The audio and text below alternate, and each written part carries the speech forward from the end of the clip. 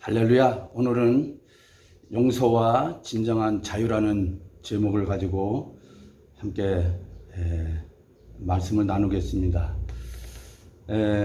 먼저 말씀을 보겠습니다. 마태복음 6장 15절 말씀.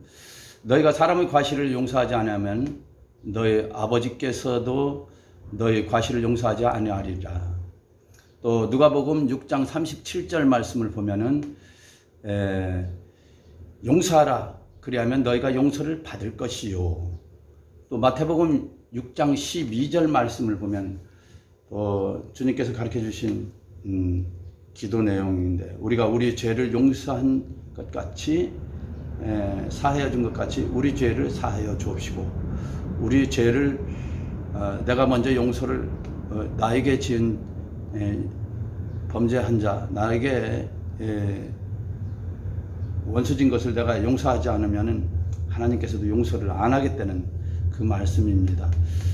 그 다음에 베드로가 또 주님께 물어보죠.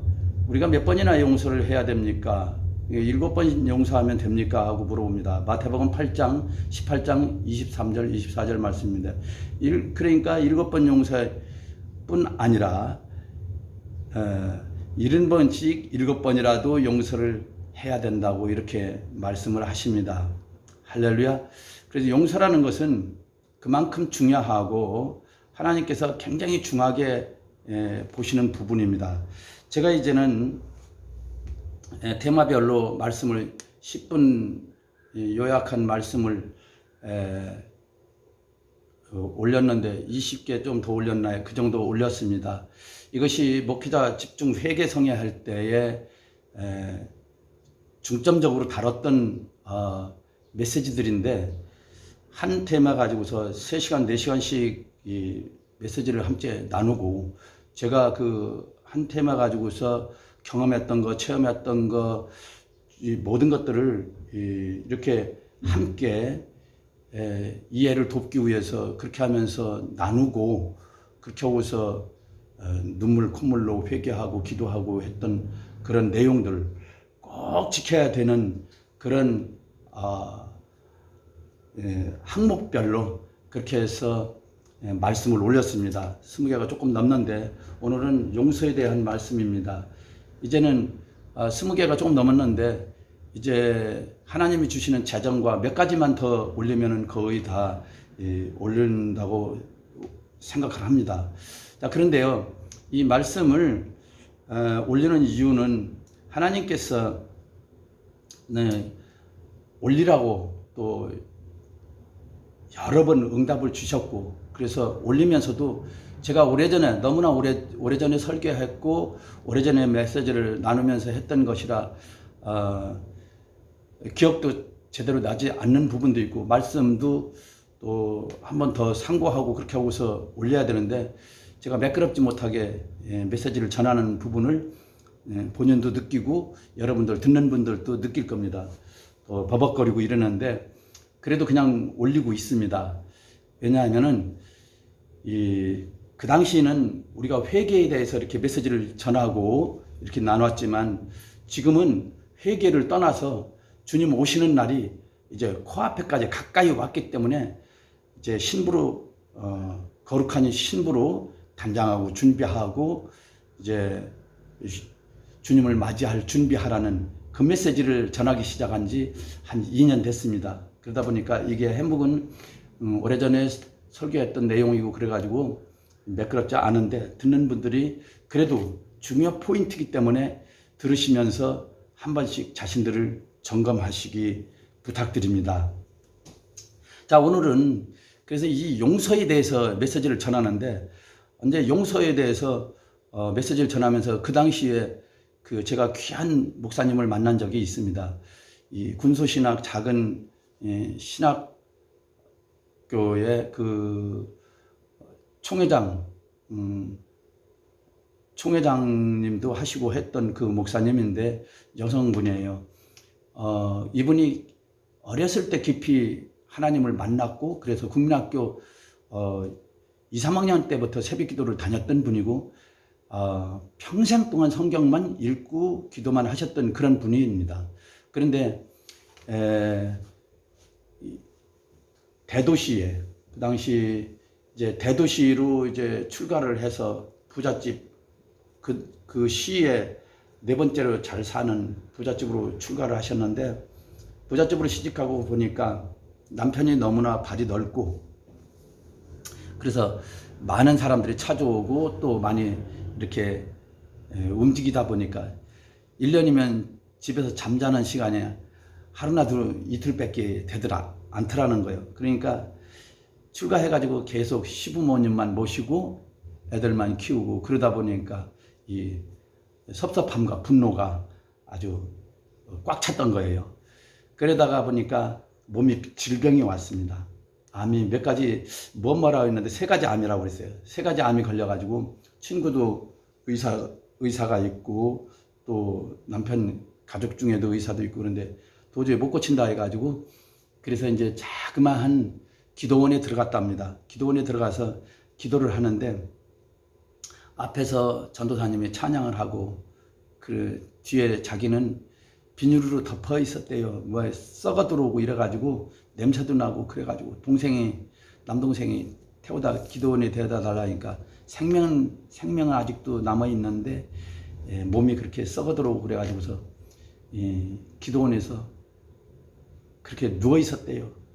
근데 찬양하는 소리가 들리면서 정말 들리면서 자기도 같이 찬양하고 아버지한테 기도를 했대요. 기도를 하는데 갑자기 막내 아들 생각이 나더랍니다. 막내 아들 그 어린 것을 놔두고 가면은 누가 그 아이를 돌볼까 하는 그 천부적인 모성애가 또 발동을 한 거예요. 그래가지고 그게 막 복받쳐 올라가지고 쥐야 하고 막 그 있는 힘을 다해서 막 그 기도를 하는데 자기는 있는 힘을 다한다고 해도 밖에 소리가 제대로 나지도 않았겠지만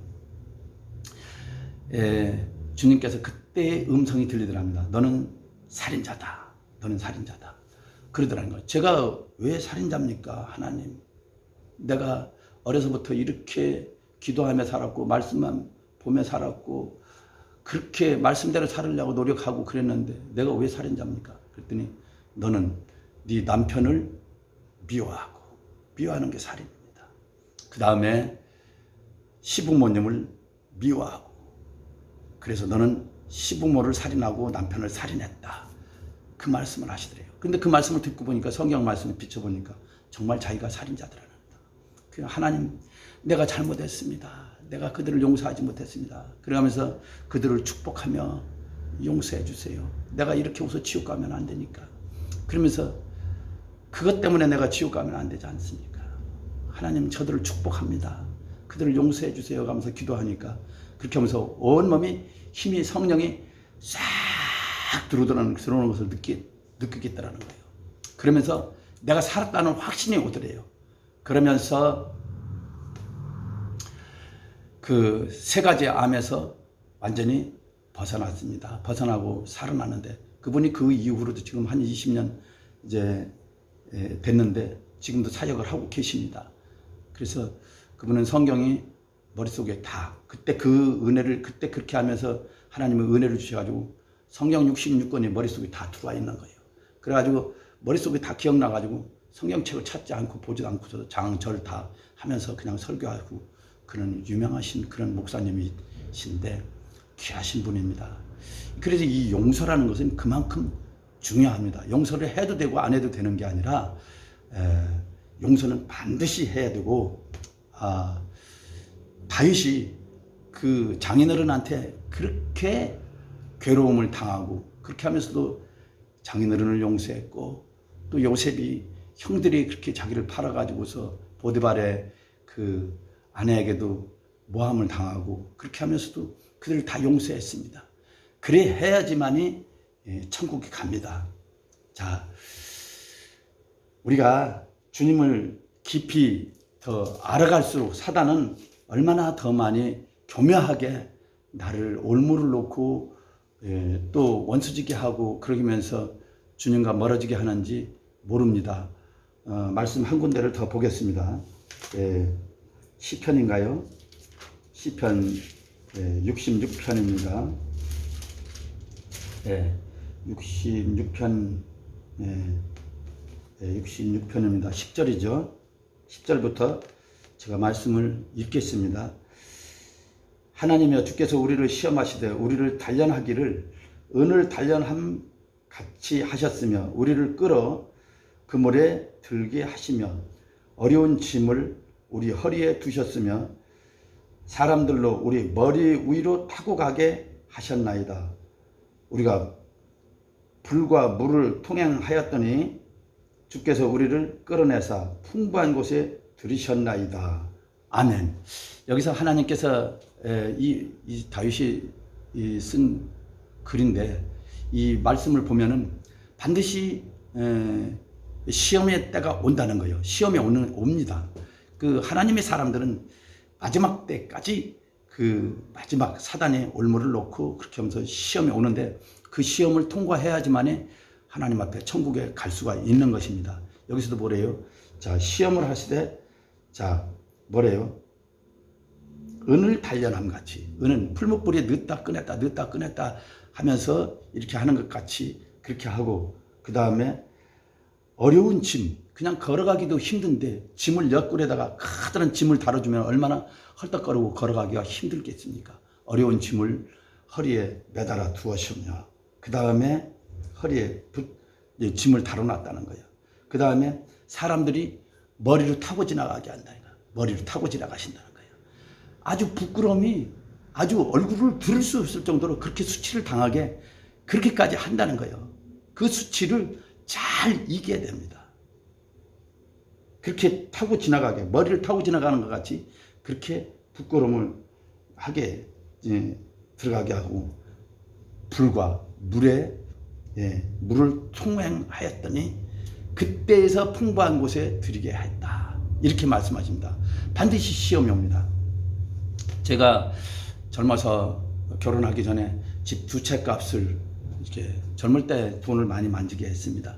그래서 두 채 값을 부모님에게 빚진 거 하고 다 해서 주님 앞에 아버지에게 드렸습니다. 그래서 동생들을 가르치고 전 늦게 공부했는데 동생들을 대학원까지 박사까지 만들어서 교수까지 된 동생도 있습니다.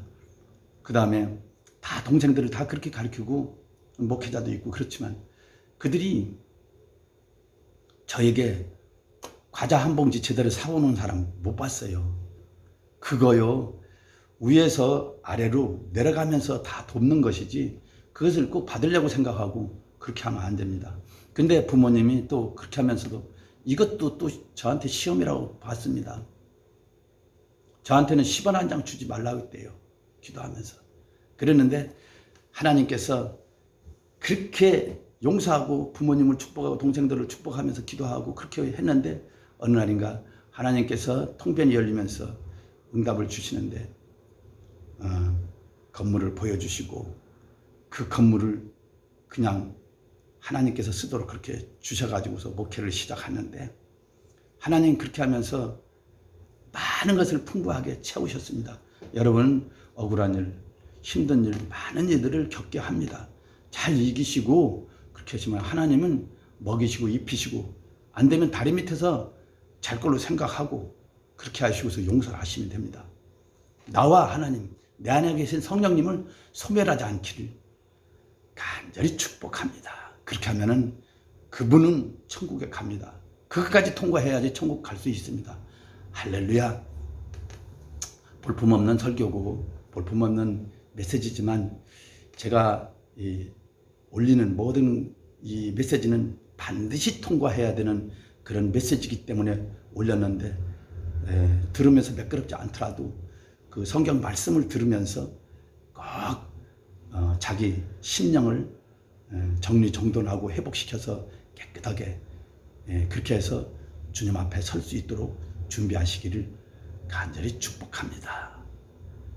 감사합니다. 기도합니다. 하나님, 우리가 우리에게 죄 지은 자를 용서해 준 것 같이 주님 우리를 용서해 주시고 주님 앞에 하나님의 사람으로 반드시 서서 이제로부터 영원토록 찬양하며 경배하며 주님만 높여드리면서 그곳에서 영원토록 살 수 있도록 주님 축복하여 주시옵소서. 예수 그리스도 이름으로 기도드립니다. 아멘. 다음 시간에 뵙겠습니다.